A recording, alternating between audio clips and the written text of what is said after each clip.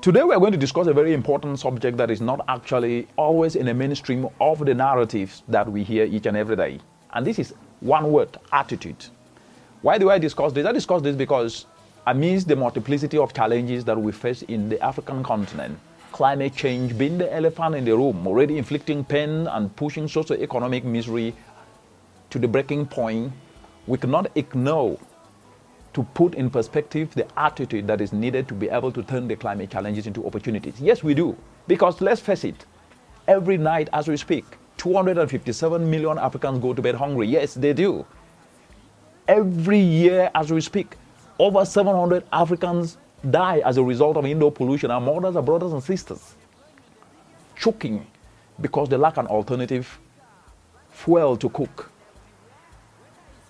These statistics are not just statistics, these are human lives I'm talking about here today. Every year, over 12 million youth get into the labor market competing for jobs that don't even exist. This reality then means that in as much as we pin our feet down to devise solutions to these challenges, we must ask what have been holding us back.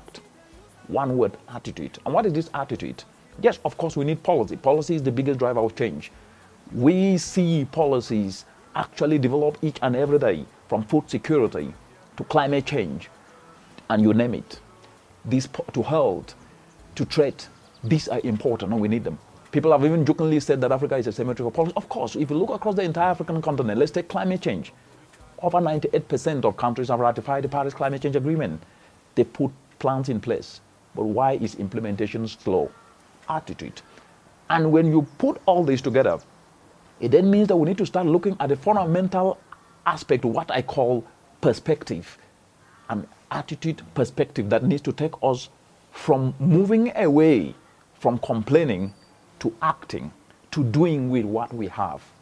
And this takes me to the point that I want to discuss.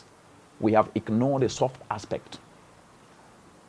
We've ignored the soft aspects that are actually inherent in each and every one of us. Each and every one of us is gifted. Yes, we are all gifted regardless of where we were born. And that gift in us needs to be unleashed, to be a talent, and that talent needs to be applied effort, to be a skill, and that skill needs to be applied effort to give a result. And for that to happen, we need what I call the new currency of now, which is passion. Passion is the new currency of now, but it needs to be ignited in anyone. When you abandon it, it quenches. And therefore, as we're speaking today, to develop passion, you need purpose. Each and every one of us exists for a reason, and the purpose of life is to be useful. So when you identify what are you useful for, that will inspire what I call purposeful passion. And that purposeful passion will then help you to then anchor yourself on where you want to go, and that is called a vision, but what I call an unborrowed vision, because a vision to touch lives. It's your own vision. But we have not focused on actually looking how do we nurture those soft aspects in a human being, to be passionate, to ignite that flame in them, to do what they can do to turn challenges to opportunity, not only to benefit themselves, but to benefit the entire community and continent and even the world. And that is why this word attitude is very, very important. We know that human capital is 4 times the value of produced capital. Did you hear that?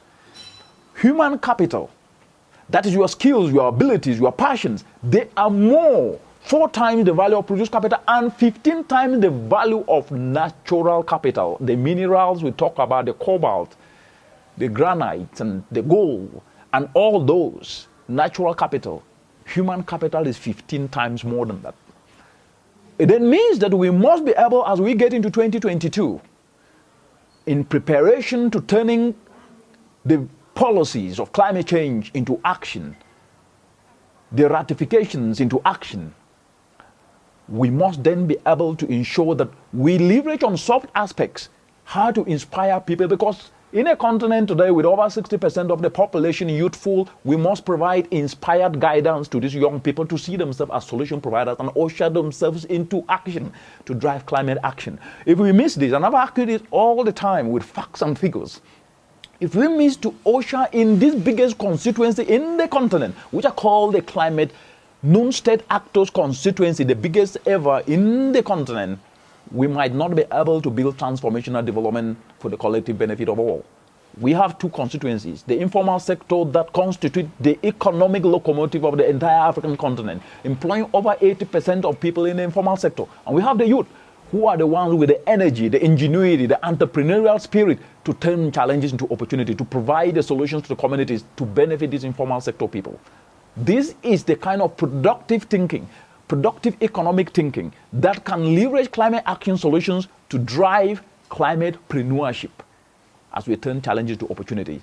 So as we enter 2022, let us remember that our attitude must change from complaining to acting. Our attitudes must change from blame game to acting. Our attitudes must change from thinking that we must start when we have enough to starting with what we have to create more. Our attitudes must change from thinking all about ourselves and thinking about our mothers in communities and villages, the children who have never even had the luxury of going to school, but need to be inspired to know that they can build on what they have. And we guide them. We guide them using what we have. Each and every one of us should do it. There are almost about 1.3 billion citizens in the continent today should be inspired to usher themselves to become climate action solution providers. That's how we can build a true continent. That's how we can actually ensure that we turn challenges into opportunities. Thank you and happy 2022.